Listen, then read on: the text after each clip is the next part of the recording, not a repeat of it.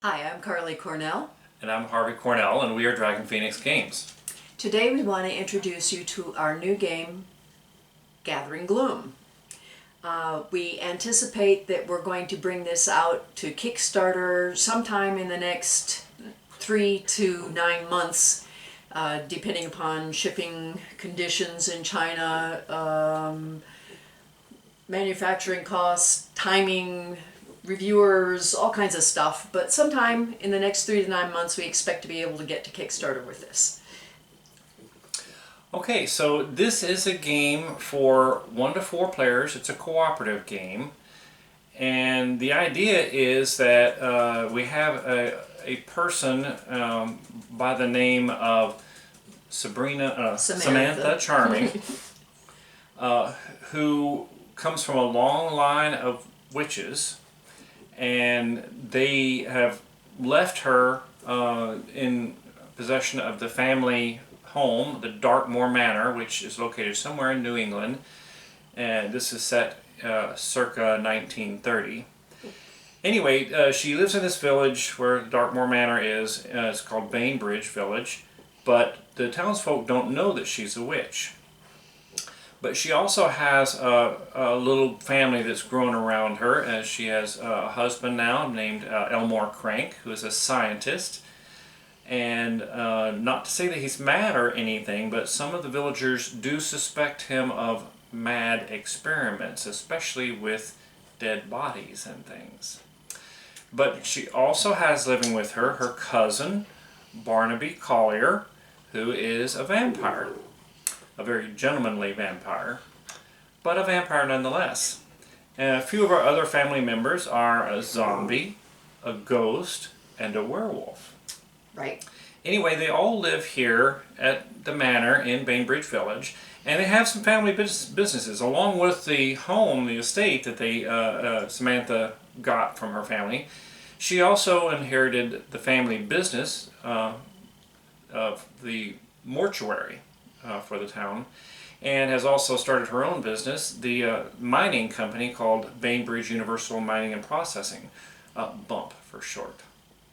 So there is 2 businesses, and there's day-to-day business having to do with these companies that they have, but also the villagers are very suspicious of the family. They, for some reason, think their monsters are up to no good. I don't know why they think that. And so they're constantly suspicious and pesky and just getting up in everybody's business. And so that's part of what the family is dealing with. But there's also this Brotherhood of Light, which is an organization of angels, religious zealots, and other do-gooders, who really want to see an end to Samantha and her family, and are now making a concentrated effort to drive them out of the area. And so that's actually the source of your objective. So the objective of the game is to survive this onslaught of problems that come up for the family and for the businesses, partly from what the Brotherhood of Light is doing, and partly from what the villagers are doing, and partly just everyday business. But so there's a set of objectives that you have to complete, and these are randomly chosen from a larger set of objectives. So to win, you have to complete all of the objectives, but in the meanwhile, various events and things are happening that raise the overall gloom affecting the family. And so as you play, the gloom will be gathering. Mm-hmm. Thus the name Gathering Gloom. Yep. Clever, huh? And so we have this gloom track that will keep track of the gloom as it grows, and it will grow steadily at first, but it will accelerate and be moving quite rapidly towards the end of the game. And so if the gloom ever reaches 50, then the family is to the point where they can't stay any more in this area. They've been found out, and they're going to have to abandon the holdings and leave. So we would lose the game if it gets to 50 or more gloom. But also, the villagers can be suspicious specifically about a particular character, And so that we also track fear on each character separately, and if any character reaches 12 or more fear, then that character has been exposed, and then thus the whole family becomes exposed, and we would lose that way as well. Right. So that's our victory and loss conditions. Right. So the villagers, as we said, are very suspicious of our activities. So we're going to see that some of them, they come out as being more suspicious of us, and they come out on the board. The we also have a variety of locations where at each location there's an activity that we can execute on arrival at that location. So we have the family locations are the mortuary here, the manor, bump, the Bainbridge Universal Mining and Processing, and so the rest of these locations are village locations. The cemetery is obviously critical to our activity in the mortuary, so we're very interested in that. The constabulary and morgue is here, and the cops are always getting complaints from the villagers and various things, so they're a little suspicious of us anyway, and they're tracking clues and evidence about our activities, and just basically trying to make trouble for us.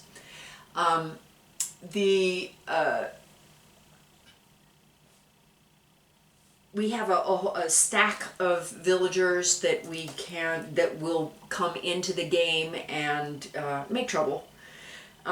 We also have the other village locations. There are 5 of them down here, and what's interesting about those is that there are 5 base locations that are available on the board, but we also have 2 other versions of each location that have different abilities. So we have the ability to change up the game, and actually you get a very different feel, so it improves replayability to have several different choices of things you can do, places that you can go. Okay, so now, as she mentioned, those locations have actions that you can perform on them, but we also have a deck of cards called Misdeeds that have actions on those, and this is kind of a small deck building aspect to the game. Each character starts with a deck of cards. Most of them start with 6 cards, and those decks are chosen specifically for each character, but those decks will grow over the course of the game.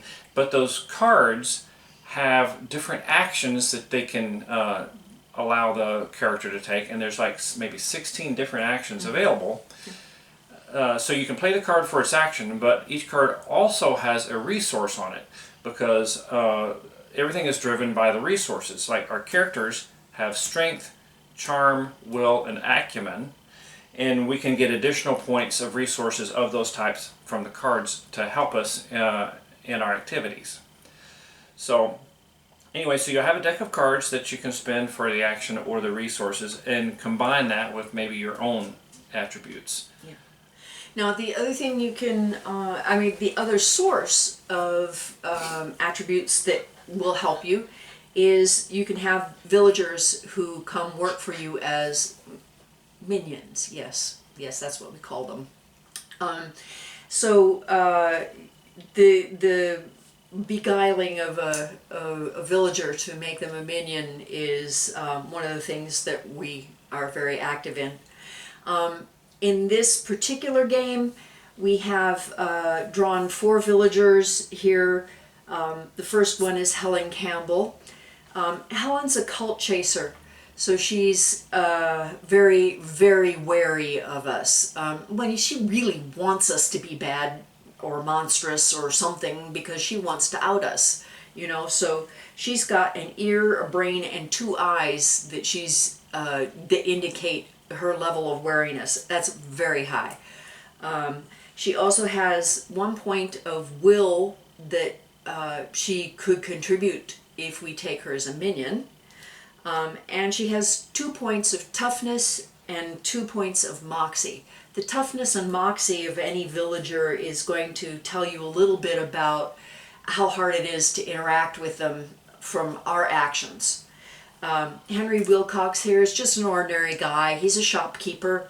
He has a point of will available, but he's only got 1 toughness and 1 moxie and just an ear on the wariness, you know, so he's not as dangerous as Helen. Joyce Fisher is the lunch lady. She has a point of charm because everybody loves her. I mean, what the heck, right?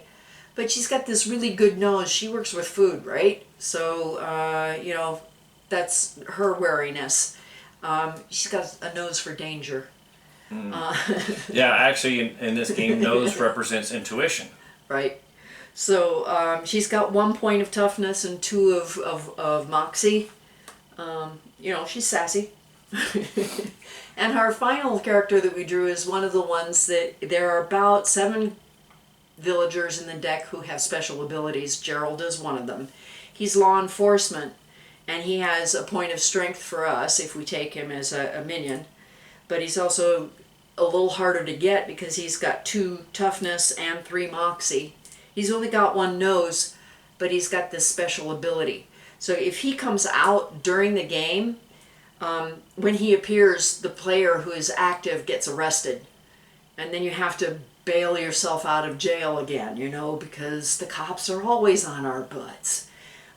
Anyway, while he's out there and active, if any other law enforcement people come out, the active player will get arrested. So he's a bit of a pain that might have to be dealt with, yeah, maybe. We have on this particular, we've chosen for this game that we're going to play the detective agency. This allows us to get rid of incriminating evidence. If the evidence comes out of the constabulary because they have identified a particular clue as being something about the witch, for example, then I would get the incriminating evidence here. And then it's my problem to deal with, and the detective agency can help me do that. It's kind of expensive because it costs 2 fear and a point of acumen in order to do it, but it will get an incriminating evidence off of me. The coffee shop allows us to get perchance tokens. The perchance tokens are useful because they allow you to re-roll a die result that you don't like. The spa allows you to discard 1 card from your hand into your discard and then choose which misdeed you want to execute, and then you just draw down until you hit that card. So, and then add that card to your hand and you can use it immediately.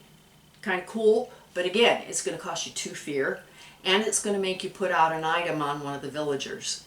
The items are things that help them or improve their wariness or give them strength. Maybe give them a weapon, maybe they can help fight us off. Or like a knife or an axe or a camera, you know, all of those things that might help them in their mission to out us.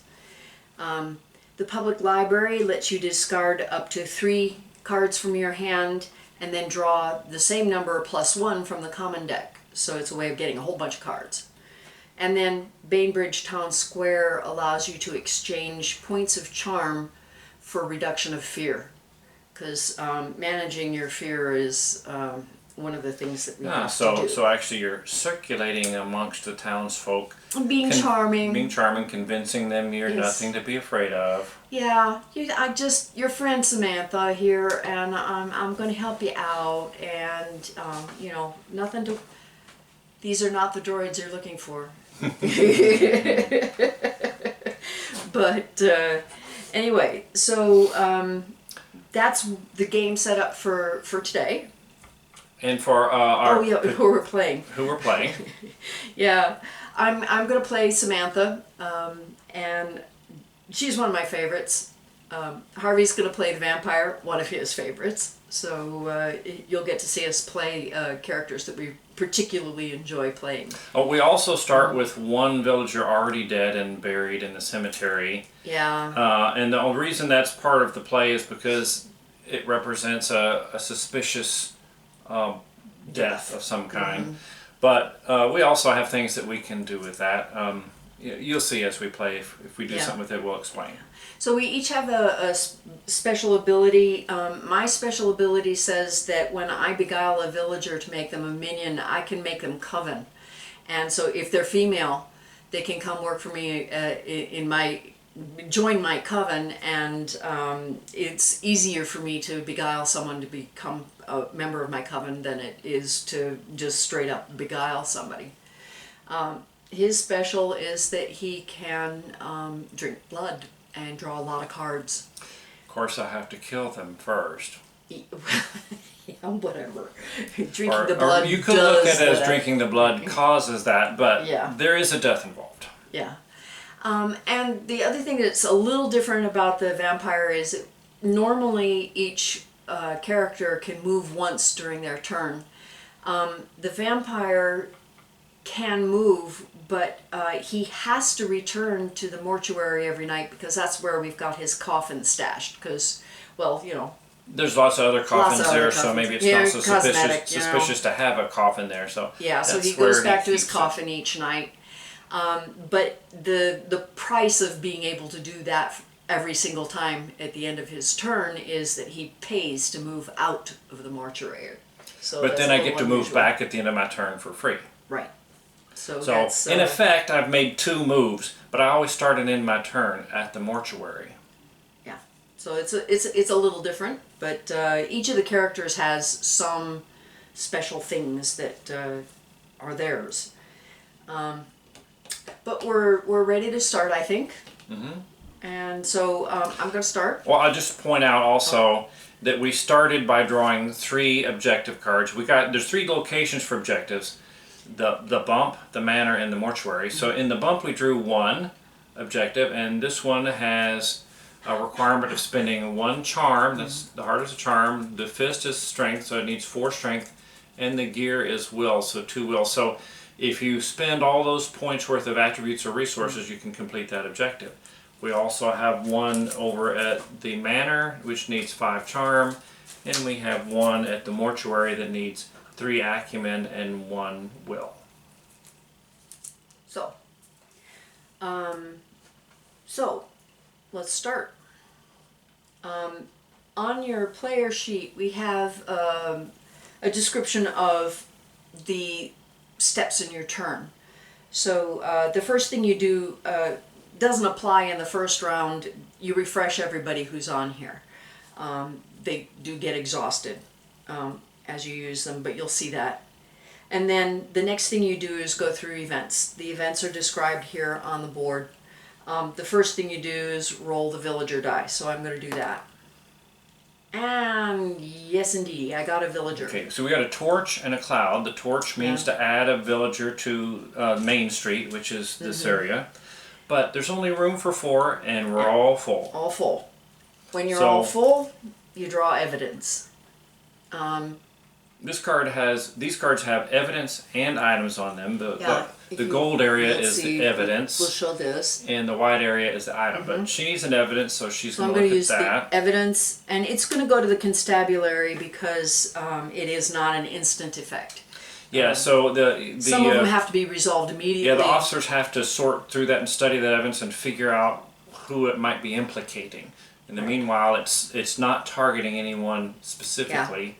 It's only a potential danger at this point. It's not an active danger. It might become active. And then we've got 1 gloom, which starts, it's supposed to start on 0 now. Mm-hmm. And it goes to 1.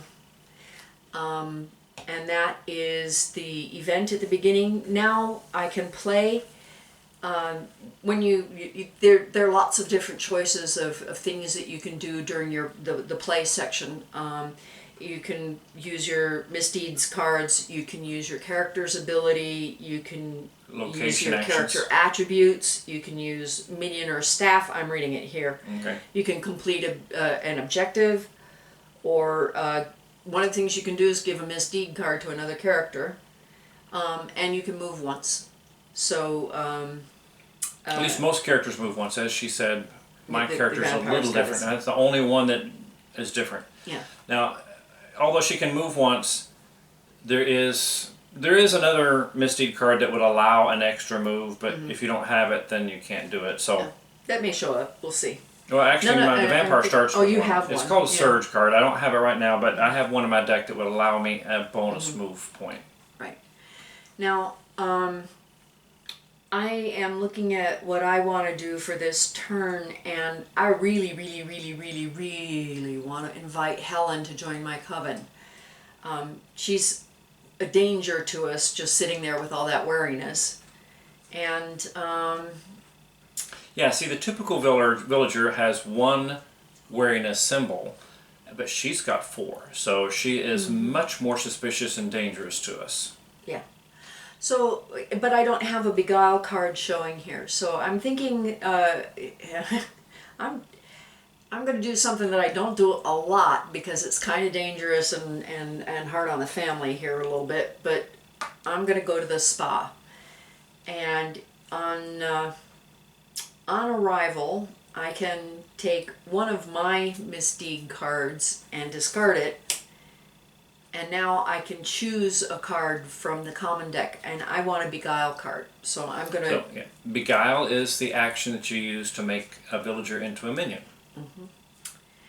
And so I'm just going to sort through here until I find a beguile card. Oops, I'm sorry, I'm handling the cards badly. One of the things that I forgot to mention is that we are currently playing with a prototype version of the game. We're still about halfway through the art development process, so a lot of these resources are still in development. You know, the game board, for example, is only painted down to about here. The rest of this is sketched. But, you know, that's just where we're at. So the materials will get better as we get going here. But I haven't found my beguile card yet. Goodness gracious. It is buried. Yeah, there's probably 10 or 12 beguile cards there's in the a deck, and bunch of she them says in to the deck. find one. There's like 125 cards in this deck. She's got some over there, and I got some over here. There's a beguile. Goodness, I've never seen it go that long. Oh, anyway, there is a beguile, so I'm good to go. And I am going to go ahead and I'm going to exhaust myself and use my 3 points of charm. I only need 1. Each of the cards tells you what it does and what it costs to activate it, and then if there are any after effects, it also tells you where you can do things. This one says that to activate it, you use a charm to start, and then will points equal or greater than the villager's moxie. But my special ability says I only have to use the beguile card with 1 point of charm to activate it. So I can provide that point of charm myself, or I could do it from a card. I'm going to use it for my own character. And then I'm going to beguile Helen. Oh, you know what? I didn't do my consequences for this. I'm sorry, I'm doing it out of order. So I need to have 2 fear. And then I have to put an item on a villager. So I'm going to draw an item here. A research assistant. Which will go to Helen. Which will go to Helen, partly because she's the only this is somebody that has to go to a professional. I'll show you here on this camera. There. That the little desk person there indicates that it goes to a professional, and Helen has that attribute, so she's going to get it. Nobody else has that attribute.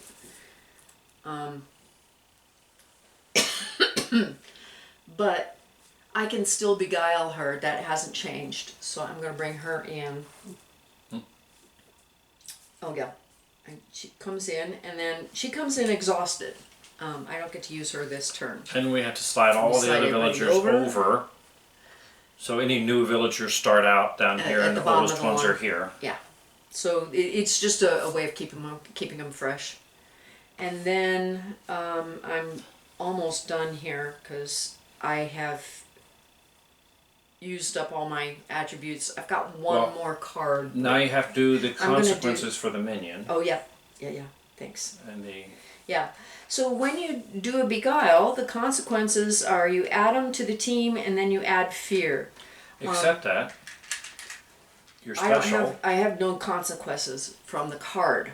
So I don't have to look at the card. But when I use my own ability, I do take a fear. And anytime you add a minion, there's a cost in fear also. Because, your minions are wandering around the village acting kind of weird. They raise the fear, the suspicion, So, that's that. Yeah. That's a lot of fear. I'm now done with the play section of the turn. The last thing you have to do is some cleanup stuff. So the first thing that you do in cleanup is you check if you have any stalkers. You have to check them to see if they are creating hysteria. But I don't have any stalkers, so I don't need to do that right now. I'll do it later in the game, I guarantee. Then the next thing you do is check the townies to see if any of them want to become a stalker. And the way that's done is that you are going to check the wariness of each of the townies that's here, and how you measure that. I'm gonna show it. And the way we're using it, every one of these characters that are population of Bainbridge are called villagers. But if they're out here in Main Street, we're going to refer to them as townies. So that's a special case of a villager. So when we say townie and villager, villager is in general, all of these guys are villagers.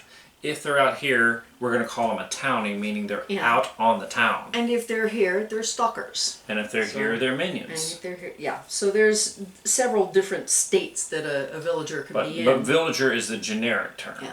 But I'm going to show you our little wariness calculator here. It's something that we don't use a lot at the beginning of the game because we've gotten accustomed to how to measure the wariness. And the early checks tend to be pretty easy. Yeah, but basically to trigger a response from a townie or a stalker, you need to have 4 symbols. Either 4, there's 4 different types. I think Harvey mentioned earlier, the nose, the ear, the eye, and the brain.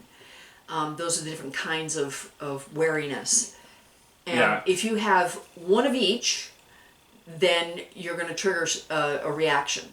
If you have 4 of a single kind, you would trigger a reaction. So that's what we're going to look for. Okay, so I'm going to calculate my wariness for this turn. I start with my location, and in my location I have 1 eye and 1 nose. I don't have any incriminating evidence. That would be another potential source. And so all I need to add now is the wariness of each of the villagers. So Henry has an ear. And if you look at the calculator here, I'm going to hold it up so that you can see it a little closer. What it says is that now 1 brain will get me. Will trigger Henry to you'll come have a follow complete me. row there if they had a brain, and you have to draw a card. None of the other ones are going to trigger in the other direction. So so she's going to draw a card, and our misdeed cards also have wariness symbols on some of them, which you would add. Right. And this one doesn't have any wariness symbols, so I'm clear on Henry. So I'm going to put his ear back. And now I have a nose from Joyce. And that means that there's no way I can trigger 4 symbols because there's only the misdeed cards either have 0 or 1 awareness symbols. So if you're missing 2, there's no way for the misdeed card to trigger it. Exactly. So I'm clear on Joyce, and Gerald has exactly the same thing. He's just got one nose, so I'm clear on him too. So I'm done with my checks. And then we haven't gotten to the game end. And you know, that could come off because it's immediate. Yes. And then I'm done. Except Harvey for can drawing start. new cards. The only thing I need to do on my turn is draw new cards, and I can do that while Harvey starts his turn. So he's going to start, and I'm just going to draw my cards. And you want to explain to them okay, your process. Yeah. Sure. So drawing the cards, you draw one from your own deck, and you draw one from the common deck. The one from the common deck you can keep or not keep. Early in the game, I'm going to keep it for sure. Later in the game, I usually keep it. The only reason you might not keep it is if it's something that you've got a lot of. Yeah, because it's going to add to your deck. If your deck gets really thick, then when you shuffle it, it takes a lot longer to find cards that you want to find. Mm-hmm. So only if you're afraid your deck is getting too cluttered and you don't want it, you might choose to discard it. But yeah. Now, one thing that we do have in the game that is a little unusual in deck builders, you can shuffle this deck anytime. So you can use it to strategically decide, now's a good time to bring that card back into my deck. So yeah, maybe you've just used some cards you really like and you would like them to come around again. You say, before I do my next draw, I'm going to go ahead and shuffle all my discards in so that I have a chance of finding that card again. Yep. And that means you can do it. It says shuffle at any time. We mean anytime. Anytime. You'll see us do it. But it's Harvey's turn now. Okay. So I start. I don't have anything to refresh, just like her for my first turn. Mm-hmm. And then I start by rolling my villager die. And I got an evidence symbol. So I have to add one piece of evidence. It could be instantaneous, but it's not. It's a regular evidence that has wariness symbols. So I'm just going to add it to the constabulary. I didn't get any gloom on my die, so gloom doesn't move. I'm not... I am not trying to stick it to you or anything. Okay, but... Just because I'm more trouble than he is. No. But I have an interesting turn for you. You might find this turn interesting. At the beginning of the game, you get to draw a number of cards from your own personal deck equal to the number of players. So we got 2.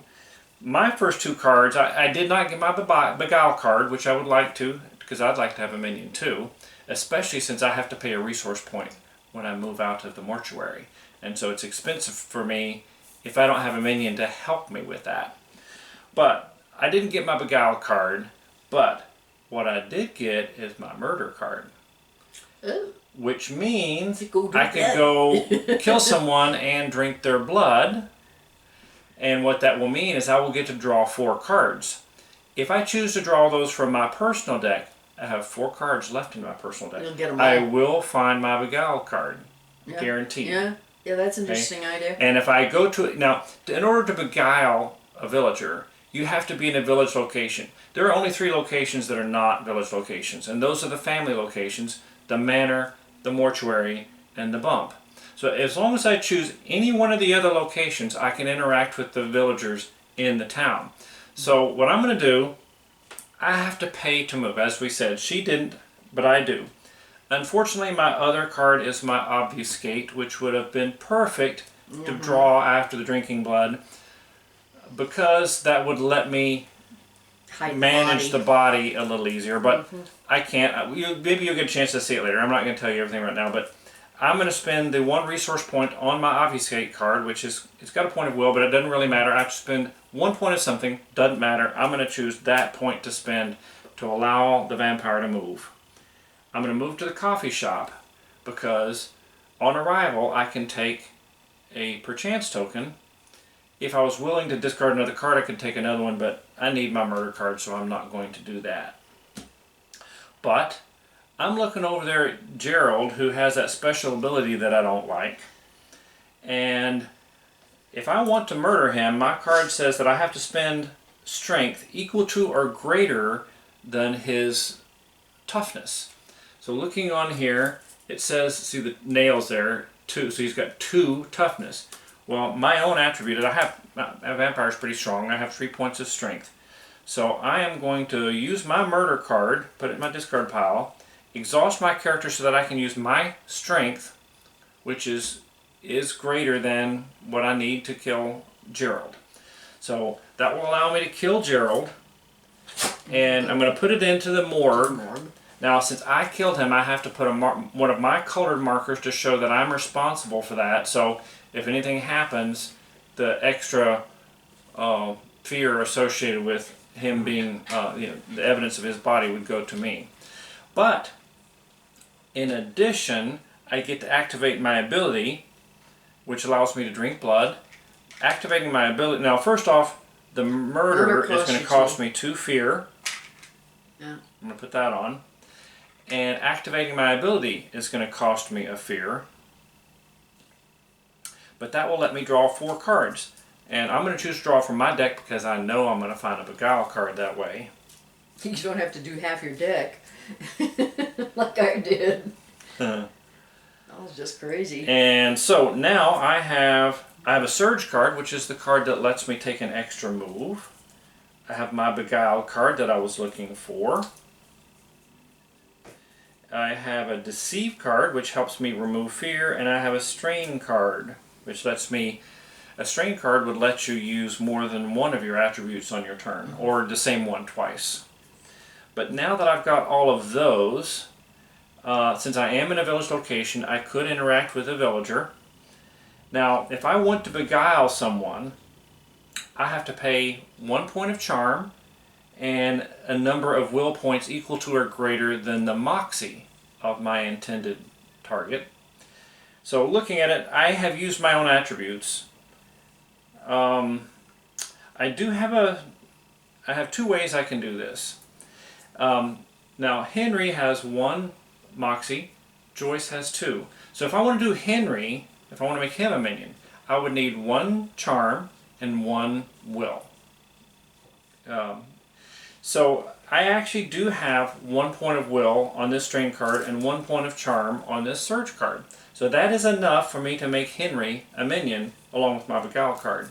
Now doing it that way, I don't have enough will to take Joyce because I need another point of will, and the last card I've got to my name has a point of strength, not will, so I wouldn't be able to get Joyce that way. However, if I really wanted Joyce, I could still get her because my Strain card, even though that's my point of will, it would allow me to use another one of my attributes in extra time. And I have 3 points of my own will, so I could use my own will. If I could activate the Strain, I have to pay a point of strength to activate it, so I could use the point of strength on my Deceive card to activate my Strain to get 3 points of will and add to this point of charm. I could manage to take Joyce if I wanted. But you know, there's 2 reasons not to do that. The Strain card would add extra fear to me, and I'm already going to have a lot. I'm about to have some more. Plus, my teammate does better against women in making coven, so there's not really much incentive for me to take Joyce. It makes more sense for me to take Henry. It's easier on me and allows Joyce for her to come forward later.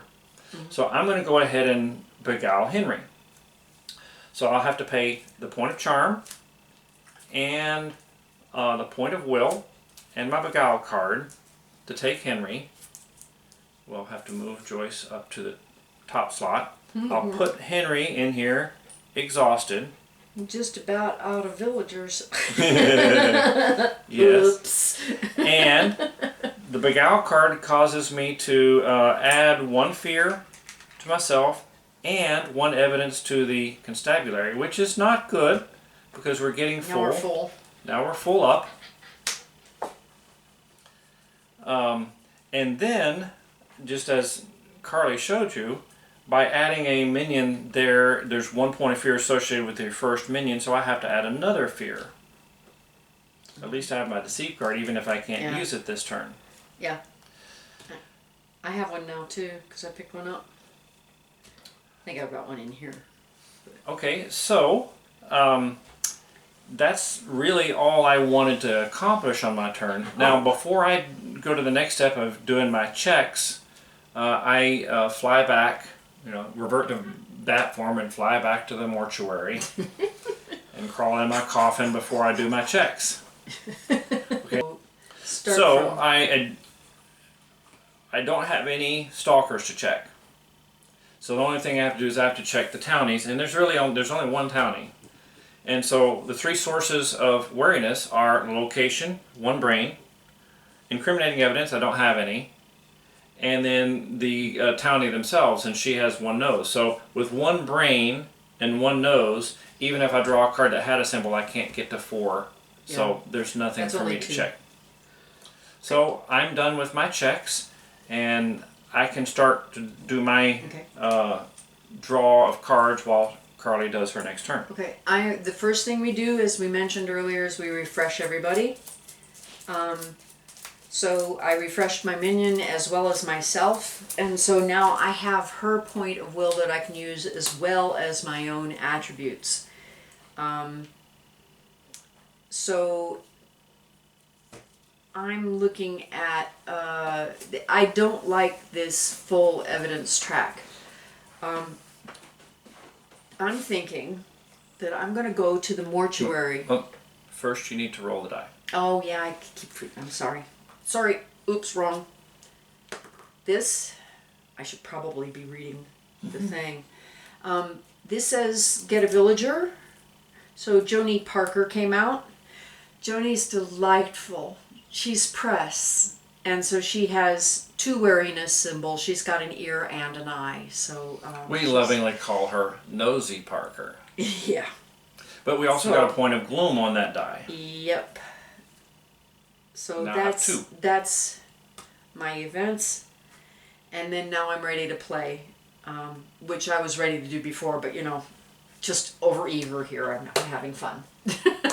So I did actually draw my obfuscate card, but if you go ahead and move, well, but I still have to roll the villager die on my turn and could still get incriminating evidence before I could do anything. So if you want to go up there, that's fine. I'm going here to the mortuary because I'm going to do a little cleanup. I can transport a body from the morgue to the mortuary for the cost of 1 will. Oh, oddly enough, Helen has that, so I'm going to go ahead and exhaust Helen and use her point of will to bring the body up. And now the on arrival activity at the mortuary says if I transport or cremate a body, I get a perchance token. So I'm going to take that. And the evidence. And then the evidence just comes like up. The townies, the evidence we just gets pushed up. Keep the tracks fresh. So we do that with anything that's on a track. That's that. Now, there's no way I'm going to be able to do that particular objective. I'm just checking because it's a good idea to check. Well, deceive is something you might consider. I do think I want to do that. Yeah. So I think I will do my deceive. The way that works is you use your deceive card and activate it with 1 point of charm. Or these 3. That would be more than enough. Well, yeah, if I do that, yeah. Okay, so I'm going to activate it with 3 points because I get a bonus point of fear reduction for each extra point of charm that I put on it. So I've got 3 points of charm. My first point will remove 3 fear, and then I'll remove the last one and have 1 left over. Which is fine because I'm clear now. But that's what I'm going to do for my turn. I really want to beguile somebody who has charm. That'd be one of these 2 gals, I think. I'm going to do that on a future turn. But at this point... Nosy. Yeah, I think nosy. I'm going to do my checks. I don't have any stalkers. Joyce only gets me to 2 symbols. Because she's got 1 brain for location and 1 nose here. But Joni has an ear and an eye plus the brain that's there. That's 3 symbols. So I do need to check her. For a nose, because she's Nosy yeah. Parker. She works out that way a lot. Yes. So, but I don't have anything on this card, so I'm clear. And it's your turn.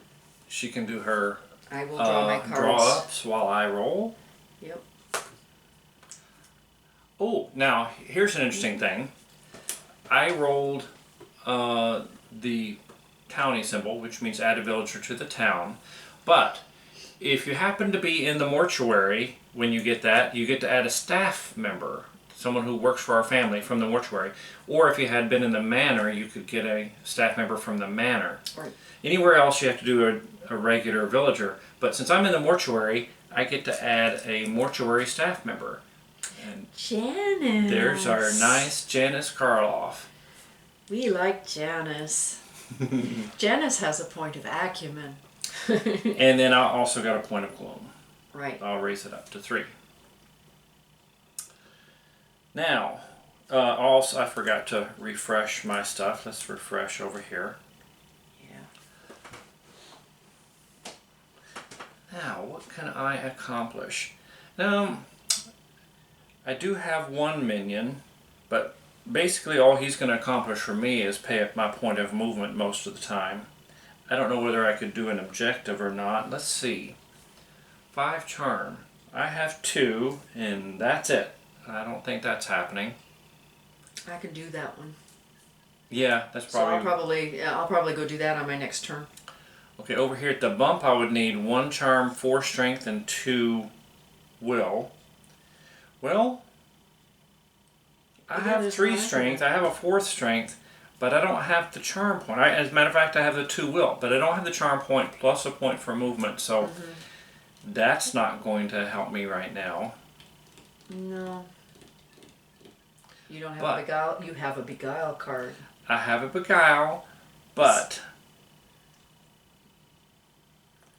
the only charm I have is my own, and I'm already up to 5 fear.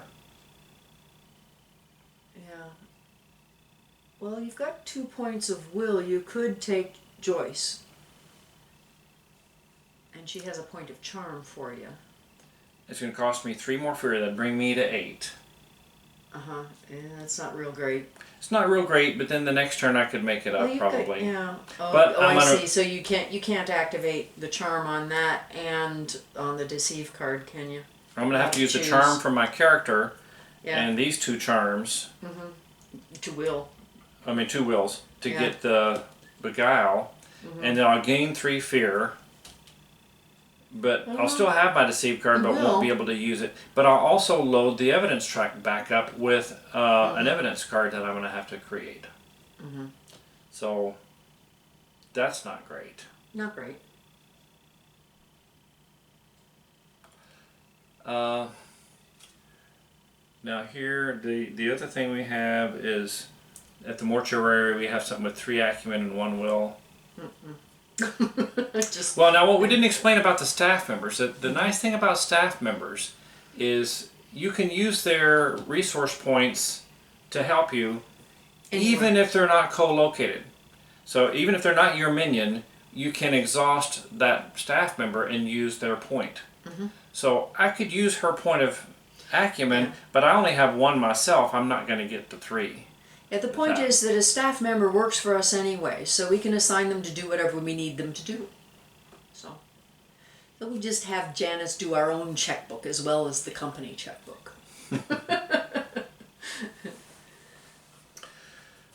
Well, even though I want to beguile someone, I don't know that this is the right turn to do it. Because I'm going to load the evidence track up again and load my fear up. And I don't know that I want to do it this turn. So I'm going to show you something else that I can do. I'm going to use Henry's point of will. I would exhaust him by putting a token on him to allow me to move. I'm going to move to the cemetery. Now, if you have a dead body in the cemetery that has not been ravaged, and this is a token for ravaging. So there's several ways to ravage. As a matter of fact, we were supposed to put the ravage token Oh yeah, on. we should have. When I Gerald, drank Gerald's blood, I was supposed to put the ravage token.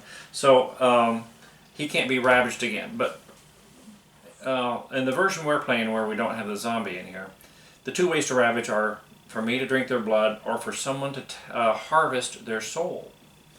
So I can harvest the soul of Eloise since that body hasn't been ravaged. So by adding one fear, it's more fear, that's not good. But I can put the ravage token on Eloise and no one else can ravage her. But then I can take one of these soul tokens. And you know, if I had the acumen, maybe I ought to work on objectives. If I took the acumen, and with Janice sitting right there, I might could complete that this turn. This turn? Okay. Yes. So I'm going to take the there you acumen go. token. Yeah, you could. Because you're going back there. And then at the when I do my automatic return to the mortuary, I'm here. That doesn't mean I can't do something else. It just means I do that before ending your turn. Sometime before ending my turn. But now I have a point of acumen of my own. I have a point of acumen here, and when I use this, I return it to the soul tokens. And I can exhaust Janice to get a third point of acumen, and I have a point of will right here. Nice. So I'm able to complete this objective. No, it's just our first. Our first objective that we have removed from play. 13 objectives that we need to complete in this game. So. One down. One. Now, one of the things, whenever you complete an objective, not only is this saying this is an objective, this is saying that upon completion of this objective, you have to roll the happenings die. Now, the happenings die can either put out a new objective, or it can cause you to take a peril card, which has a lot of nasty things that can happen to you. But I need to roll this die. I got a peril symbol. Now, this is where... Yeah, this is where our perchance token this is where perchance comes into play. I'm going to spend my perchance token because I don't want to have to do that. Let's me try again. I got another one. Now, Carly, this is a cooperative game, so she can donate her perchance to me to help. So I get one more try to get something not peril. And I did. I got an objective. Thing about the peril is it's perilous enough that it'll affect all of us. It is absolutely in my best interest to have him re-roll and not take a peril card. Okay. So I draw an objective card, and it tells me that this is a manor objective, so I have to put it in the next slot for the manor. And I'll remove that. So now I've done all that I'm going to try to do. I just need to do my checks for the end of the round, end of the turn. First, I don't have any stalker, so I don't have to check that. So now I will need to check the townies. Again, no incriminating evidence. One brain here. Add one brain to one nose. That's only 2 symbols. I can't possibly get to 4 even with a card draw. But Joni here... Again. It's same check that I did. Same check that she had. You need to look for ear, a nose. eye, and brain. So I draw a card. I did not get any symbols. So that's done. And then also over at Janice, she's got one eye and one brain. So I can't possibly take her as a stalker either. So I'm done other than my drawing up, and it's Carly's turn. Okay. So I start with refreshing everybody. That's the first thing. Take off all the exhausted tokens. I don't get to refresh Janice while she's on the board. There is a card that would allow me to do that, but... yeah, you just refresh things on your player map. But sweetie, can I coven take Janice in my clan? Certainly. I have to get Why, a sting. certainly. And although I know you were interested in Joni because of the charm, but take whoever you want. Yeah. Not only has Joni got the charm, but she's got 2 wariness symbols. But that's okay. Having Janice on our team would be nice. She's already kind of on our team, but we can't refresh her until she's a minion. Or at least a stalker. Easily. Yeah, it's... Or, yeah, if you got there is a card that would let you do it, but we don't have one right now. but I haven't done this yet. Mm-mm. So I'm going to start with that and draw some evidence and a gloom. It's wrong deck. Sorry, guys. Evidence. This is static evidence that will clutter up the track. And the gloom. And a point of gloom. And that's that. Then... Oh, you do have a bribe. Yeah, I have a bribe. I don't have a and a beguile yet, so... You have a burgle. Mm-hmm. Nobody has any interesting items yet to burgle. No, but it's 2 points of will. It That's is 2 nice. points of will. But I think, well, we've exhausted Janice, so I can't use her acumen for the bribe. So there's really not much point. You know what? I think I want to go to the public library and get some new cards. You don't have a beguile card handy right now. Not anyway. yet. That's what I'm saying. So I'm coming down. I'm going to go to the library, and I'm going to turn in. I'm going to turn in my bribe card because I'm no use.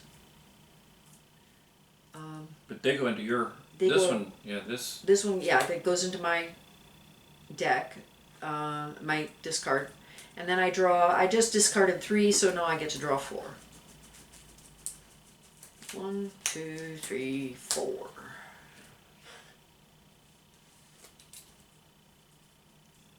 And I have a fort with an acumen. Hey. And an extort. Oh, even better. Ooh. And Yeah, too bad that burgle got discarded. yeah, It would work well with the extort. it would. And then an obfuscate and a murder, all with charm. So now we play our hands open, but these are hands. So if you prefer to play your hand held in your hand, go for it. It's just a question of preference. This is just what we prefer to do.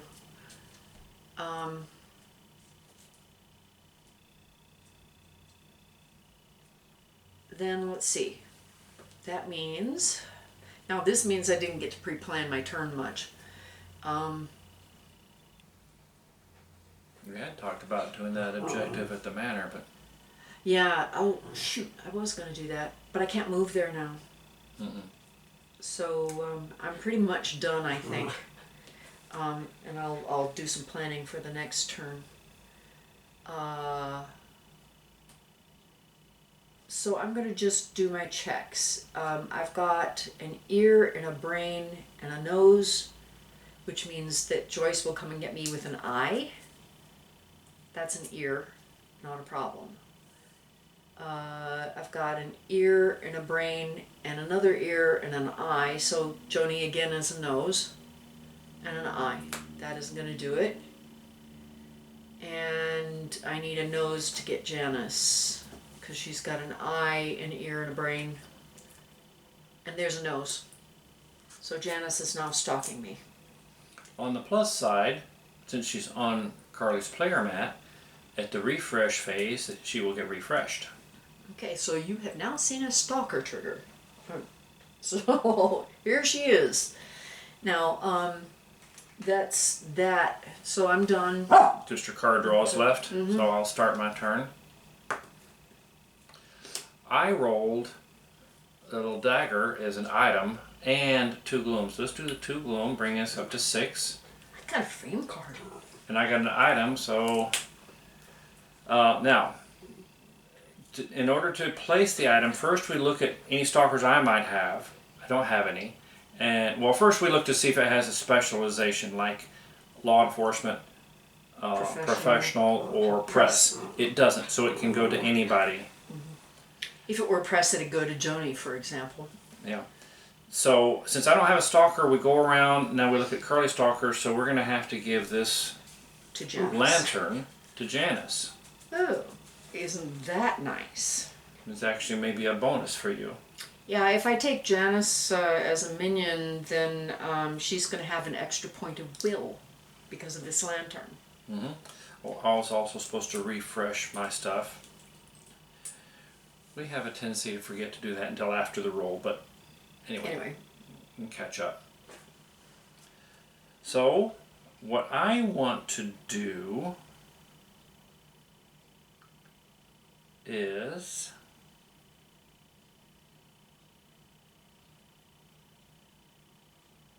well, I would like to get rid of my fear, but I can't do that. And the other thing I want to do, which is suppress evidence. So I need to find some more points of charm to help me. I've only got the one, and it's, well, you know, I can use that one because I've got 2 Beguile cards. Oh. Yeah, there you go. To get rid of your, to activate your deceive. Yes. So actually what I'm going to do is I'm going to use my Terrify card, which has a point of strength, to move. Interesting. Okay. And then I'm going to use my acumen. So one of the things you can do on arrival here is to suppress evidence. If I pay 1 point of acumen or 2 points of charm, I can suppress evidence. So I'm going to use my acumen to suppress a piece of evidence. So we'll put it into a discard pile here and move everything up. That gives us just a little bit more breathing room. Because if it gets full and you get more, that's when the incriminating evidence comes. So I'm trying to keep it from being full before her roll. And now I can use my Deceive card with this Beguile card only because it's got a point of charm that allow me to take 3 fear off of me. And then I'll do my automatic retreat to my coffin. And oh look, I saved my point of will so that I can cremate this body. Because it's the on arrival, there's 2 on arrival possibilities here. One is to transport a body from the morgue. The other one is to cremate a body that's already here. So I'm going to cremate that body and put it over here as a discard. Which also means that body can't come back to haunt me. But I get a perchance token for cremating it. So I cleared out my fear, removed an evidence, and cleared up that body and got a token. So not a bad turn. And I still have my Beguile card and get another minion before too long. Mm-hmm. Now, time for checks. I don't have a stalker. So I just have to come back and look at the 2 townies again. I have a brain. Joyce has 1 nose. That's not enough. That's just 2 symbols. We're back to the same thing. Joni has 2 plus mine. So a nose would be enough to trigger her. I got something with no symbols, so I'm good. Done other than my card draws. It's your turn. Okay. Now, just a kind of an interesting point. I think I'm gonna choose to shuffle before I draw because there's a Beguile I'd like to have back, a Deceive I'd like to have back, maybe even the Obfuscate. So I'm gonna actually choose to shuffle before I draw. Okay. So as I say, I refresh everybody on my sheet. I get to refresh Janice now. Even though she's a stalker, she's not a minion yet. Yet. But that's still allows us to refresh her, which means that she can add an acumen to some activity this turn if we are so inclined. So, curiously, she's a staff member subject to our bidding, but she's suspicious of the witch. Yeah. Well, she doesn't know. Of course, the people who work for you witch. know you better than anybody, so they're likely to become stalkers, honestly. If you think about it, because they know you better. But she's still willing to take orders because she hasn't proven anything. Well, and besides which, she needs her paycheck. So, anyway, I'm going to roll a die and get a villager. And I'm here, so I don't get to have a staff member. Jim Sanders. He's a handyman. He has 1 point of anything. He's got a wild card there. He's nice. Nice to have as a minion. Since you haven't done your Beguile yet. You might be. Yes. You might find him amusing. That would be an interesting choice for me. And I have a Beguile card now. Isn't that convenient? I want to go do that thing at the manor. Let me see if I can do that and Beguile. I can't. And by the way, there's no hand limit. So yeah, Carly's got 7 cards in her hand. I got. Yeah. You don't have to worry about a hand limit because you're going to want to find something You're to do with them. use them So all we don't up. impose a limit. Yeah.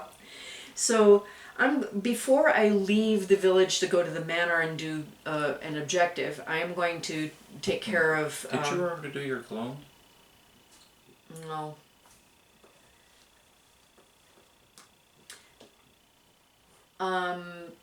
So I'm gonna start by. Well, actually, I don't even need to do it before I leave the village, do I? If I'm going to do Janice, because Janice is stalking me. That means I can do things to her anytime, any place, because she's on my heels, and you know I can figure that you know all I need to do is turn around and there she's going to be. So now in our backstory, Janice is my best friend. So you know I'm sure she'd be happy to join the coven. Especially if I do a little whammy on her.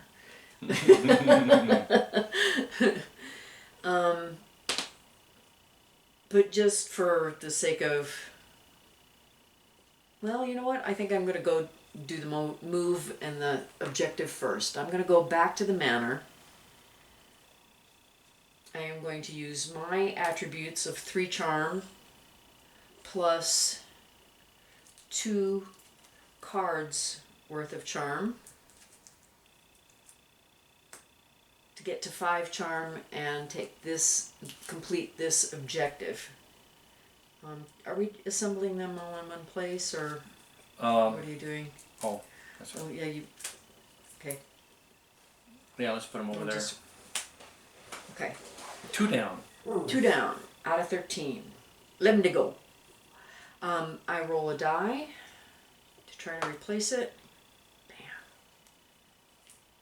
And it's at the mortuary. So, that one you aren't ready for yet. Now,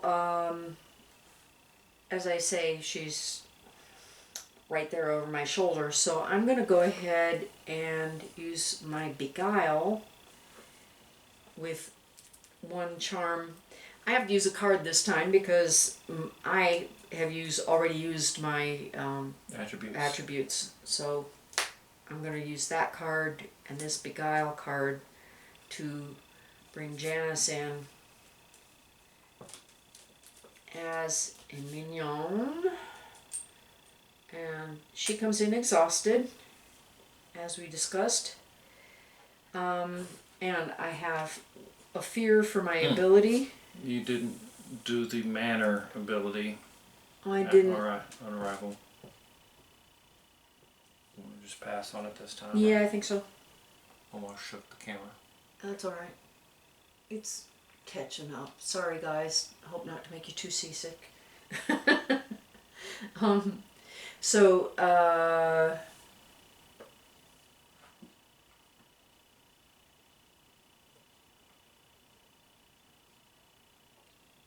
what am I doing?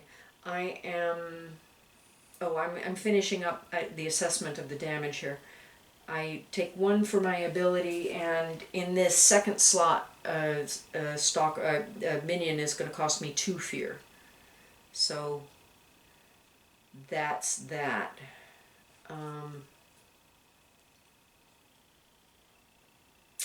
Now I still have a few cards and a point of will, but I'm going to hold on to the frame and the thwart if I can.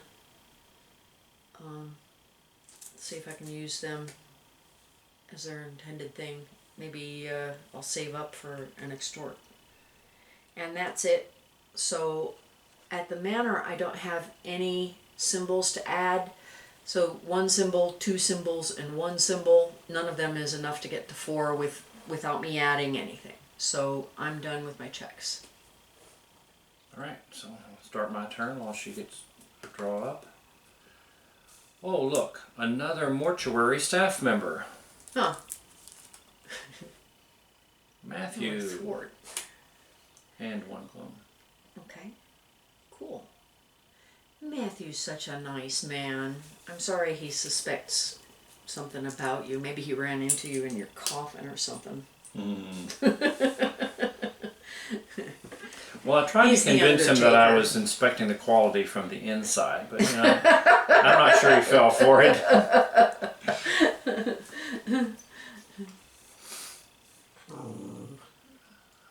Okay, so what do I want to do? We talked about me beguiling someone else. Now I got rid of a little bit of fear, I could probably afford to Oh. do another beguile. Oof. Oof. Oof. Shh.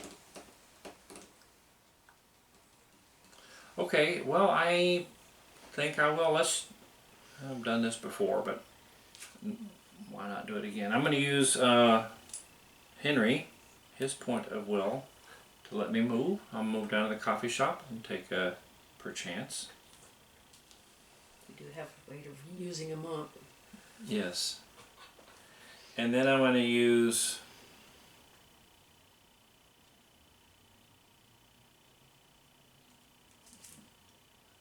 a beguile card with a point of charm and my own 3 points of will, which will be enough to beguile Jim. So I'll put Jim down here, move this over, and make him exhausted. And then the beguile's consequences, I have 1 fear, plus 2 fear for the slot, and an evidence. Oh, it's an instant one. No, it's not an instant one. Oh. It's the draw it's peril the- card, but it's not instant. Oh, okay. I just saw the little smear of red. And that's really all I'm going to be able to accomplish this turn. So I'm going to return to the mortuary. No stalkers. And I'm going to be back to only 2 symbols, so no check here. I'm going to have to check a nose again on Nosy Parker. No symbols. Matthew also only has 1 symbol, so no problem there. So Okay. over to you. Alright. So I unexhaust everybody. I roll the die. Another villager. Nope. I am at the manor. So now I get a manor staff. Betty Kearns. She's a maid. And she has a point of charm. That's so sweet. But now we've got a point of will and a point of charm out there. It might be a really good time to check and see if we can do something in the way of an objective. Time to get on with it anyway. We're beginning to pile up the gloom. Oh, did I do my gloom? I didn't do my gloom. Gotta do that. Mm-hmm. But now with the main street full and the evidence track full, we're starting to put some strain on again. Yeah, now I could go extort, but I should check the objectives first. Could do 1 and 1. Okay. This is something that we have that's just a helpful thing. I'm going to do 1 of these, 2 of these. So what I'm doing is I'm gathering up 1 representation for each of the points of, I mean, each of the attributes that are represented on the card, just to see if I have a way of fulfilling all of those. So this matches that card now. And I've got a point of acumen here, and a point of will here, and a point of will here. If I put 2 of these on me, then all I need is a strength. And I've got that. I hate to give up the extort card. I could use the frame card. But evidence is full also. Yeah, let's do this and keep the frame. What do you think? I could do that. I could do... Let's reallocate a little bit. If I did... I would be in favor if you're not going to suppress evidence or do the extort, keep the frame to protect me from incriminating evidence. Yeah, I'm going to do that. So if I do 1, can I do 4 strength? There's no way to do 4 strength.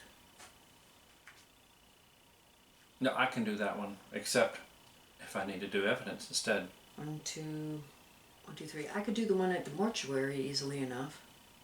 But I think I'll do the one here at the manor just because I can. And I will hold on to my frame card just in case. But if I do the one here, then I could move down here. Would I have anything left? Hang on. I'm going to do this again. Sorry. Only your thwart card, probably. 1, 2. Oh, Matthew could do it. He's got a point of will. Oh, he's Will. Oh, I'm sorry, Yeah, I said it the wrong yeah. side. 1, 1. And 2, 2. Well, but if you combine Betty This with and with your Terrify, you could manage it. You could manage to suppress. yeah, well, I could. Yeah, I wouldn't even need to do. Yeah, exactly. Yep. Yeah, I can do this. So I'm going to do the objective first. I will exhaust myself and Helen and Janice and get all of these things. And these, like I say, these are just markers that we've got little tokens that we're going to have that allow you to track things just to make And it you'll easier. have to use that one. This one means I have to give up that card. And then I've completed this objective. Woohoo!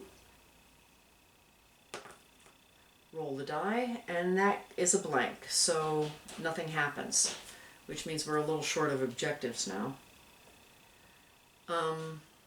But I haven't moved yet, so I'm going to move and go to the constabulary, and You're going to use well, Betty you know what? I plus think the Terrify? why don't I?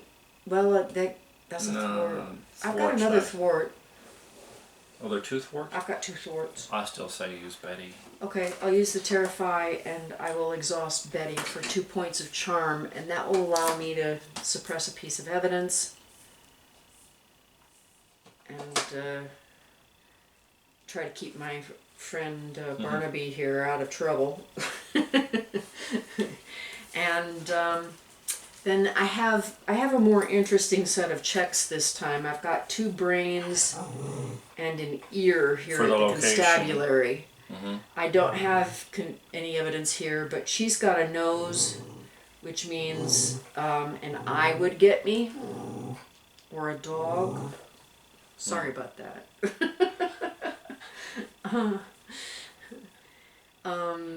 She didn't get me.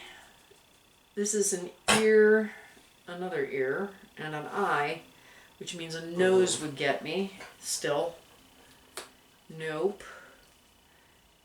And then her ear and eye out, his nose in, so an eye would get me. That's a nose, so no. And then Betty has an ear, so I'm going to take the nose away. Oops, sorry. Boop. Little two veers. And put her ear down, and now nothing will trigger. So I'm done with my checks. Okay, And I'm going back to me. do cards. Oops, crooked. Evidence, exactly what I didn't Most want. wanted.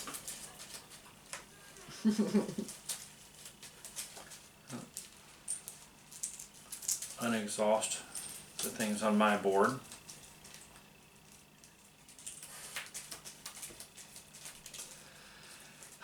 Evidence track is full again, so do I worry about that, or do I want work on an objective? If you can do an objective, do an objective. Well, I'm willing to tolerate the evidence. If it comes to get me, which it probably will. Worse. Ooh.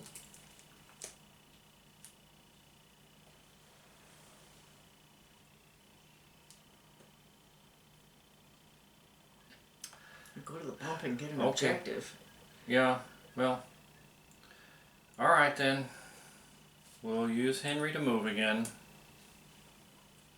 Now, the on arrival activity at the bump is you can draw a new objective and then place it wherever it goes. So we only have 2 to work on right now, so let's choose to bring one out.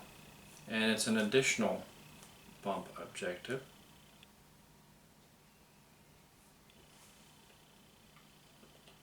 I can do either one, but I'll go ahead and do the harder one. So I have, okay, let's start with the strength. I have 3 strength myself, so I'll exhaust me to do that. And I have 1 strength here. I need 2 will, I've got 1 here. And I can exhaust Jim Sanders for his wild point, I'll call it will. And then I have 1 point of charm. Sweet. So I can complete that objective for us. Cool.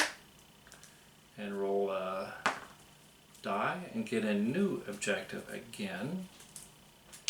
This one's in the manor. And I'm pretty much done. I don't have anything else to work with. I guess there's Matthew, but yeah, 1 point of will is probably not going to take care of it. so I'll return to the mortuary. Don't have any stalkers. Do the usual. Can't trigger Joyce. Need to check for a nose on Joni. Nothing. And can't trigger Matthew or Betty because not enough symbols. So that's my turn. Okay. And All right. Then I refresh everybody. And then I roll the die and get a villager, which is going to be evidence, which isn't going to fit. So you now get to see what happens when the evidence track gets too full. Unless you use a frame. Unless I use my frame. I could do that. Let's do it. That's what the frame card does, is it allows you to ignore an incriminating evidence It says, result. blame someone else. Discard this to avoid taking an incriminating evidence, including the gloom. Any player activate free. So, I mean, any player means that I could do it on his turn. Or we still have to put the evidence on the track. So that evidence will force its way up. Yep. And this would become incriminating evidence. But because of this frame card, Yeah. I get to discard it instead and ignore it. No consequences, no nothing. On the other hand, this frame card has a wild card resource on it. It's really hard to give up. Mm-hmm. Just saying. Did you get the point of gloom on that die? Nope. And look, we No. have triggered an event, which is re-roll the villager die, because we haven't had enough fun with that with our full tracks. Oh, look, another villager who's another evidence. And now this time, you I got happen to have a frame. Although, that's It's a brain. just one brain. That one's a very dangerous card. Mm-hmm. This other card is going to cause someone to draw a peril Let's card every time they hold check. on to that. So let me save Yeah. this for the more dangerous one. So here we are. We're going to cooperate a little bit. I'm going to take one for the team. Literally, I'm taking one. But when you push an evidence off, you also have to take a gloom. Well, actually, there was a gloom on Yeah. that die, and there's a gloom for pushing that off. So now we're up to 12 gloom. Yeah. And she's going to have to add that to every one of her checks. Yeah. So now I've got a brain in my incriminating evidence track. There are ways to get rid of those, but you have to have the right cards, and I don't think I do, because I don't have a destroy card in my deck normally. But and that's I don't what the really pick detective them up. agency does for you. Yeah, if I'm willing to take all that fear and use my acumen. We'll see. Anyway, so... Oh, look, there's a big old 6-pointer out there. And this is the biggest objective in the game. It's... Let's see. 1. Well, in case you're wondering, the objectives do have points on there. We have played it mostly where we count points, but we're playing it right now where you just have to complete all the objectives in your deck, and the points aren't being used. 1, 2. If I did this, shoot, look what I can do. I've got a bribe card and I'm standing at the constabulary. I'm going to bribe the cops to ignore our evidence. I'm going to use, it isn't a really big old bribe. Oh, but look, I've got this. And her, yeah. Oh no, I was counting on that because otherwise there's no point in me putting out a bribe because I've only got 1 point of acumen. Apparently not much of a businesswoman. Good at family, maybe not so good at business. But I am going to bribe the... It doesn't go there. No, it doesn't. Okay, so it says suppress 1 instant evidence effect, activate with 1 something. No. Oh no, it's in 1 acumen. So I am going to exhaust Janus to activate this. And then I put it out here in the constabulary, and I can put a cube on there for every point of acumen that I can add to this. So I've got a point of acumen here and 1 for my own attributes, which means I can put 2 cubes on that card. And then what'll happen now is anytime we want to avoid the effects of an evidence action, we can do 1 cube will go away until they're all gone. So we'll see. Maybe that'll protect us for a little bit. And then I've kind of used up my juice. I'm not going to be able to do a very big... I've got 1, 2 points of will and 2 points of charm. And there's Matthew. Enough. Yeah, I was counting him. It's not quite enough to do anything. So I'm just going to skedaddle back to the manor because that's a safer place for me to be. I don't and check you can use the... oh, I can use... arrival. Yes. Now, there is an arrival thing at the manor that allows me to draw a card. Ooh, it's a frame card. Now, I have 3 choices about what I can do with this. I can just discard it and not keep it. I can put it in my discard and not have it right away. Or if I want to give up one of my cards here, I can swap them for this frame card. I'm going to put it in my discard. Mm-hmm. And maybe I'll shuffle sooner rather than later. You know. And so that's the on arrival. I finished with my bribe. I don't have anything else I'm going to do. And then checks, 1 symbol, 2 symbols. Plus this symbol. I've got a brain. Okay, I got a brain. So I got 2 symbols.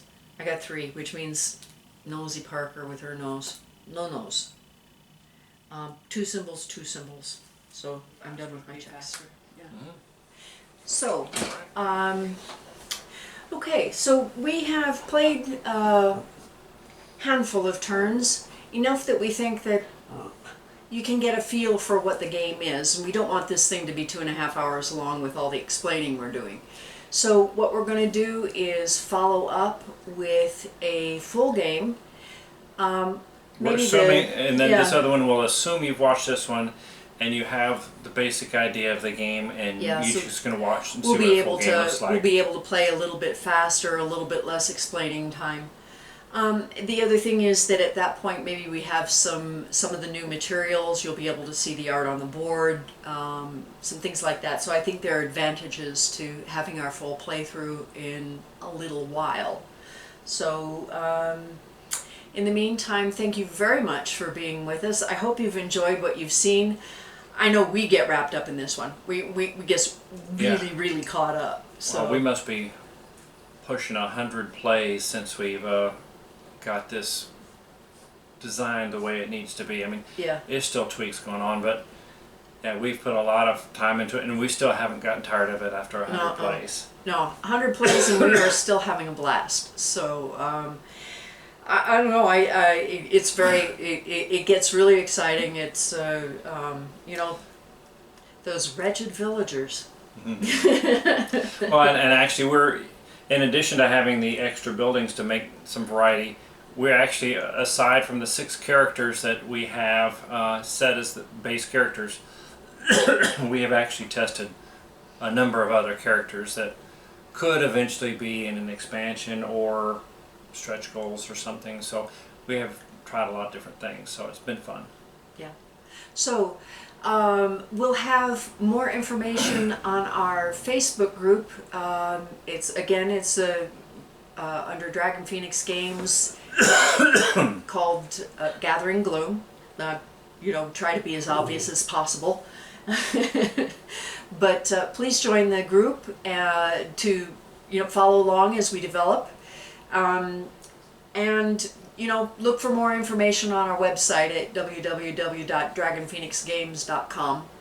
I guess that's it. Thank you so much for joining us. Yeah, thanks for joining us. All right, bye-bye.